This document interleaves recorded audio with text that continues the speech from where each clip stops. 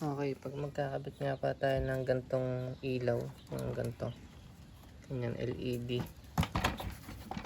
Yan, yan. Yan. Gantong gagawin nyo sa wirings.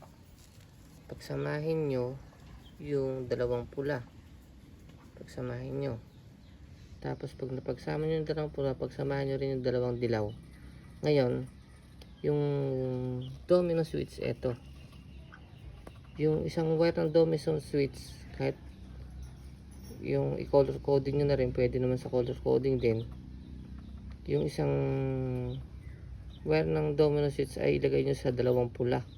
Nari, pula. Tapos yung dalawang yellow ay sa dalawang yellow din. Alin man sa dalawa dyan, pwede yan.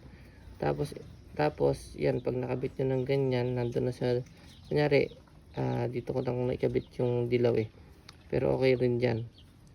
Pero, yan, kunyari, yan, nakabit nyo ng ganyan. Ngayon, may iwan pang isang wire ng domino switch.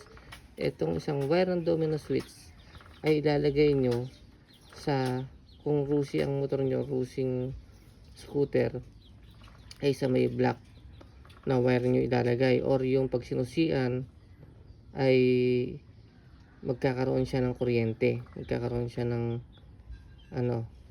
kuryente. Yun. Pag sinusian mo, tsaka siya gagana yung ganun na wire.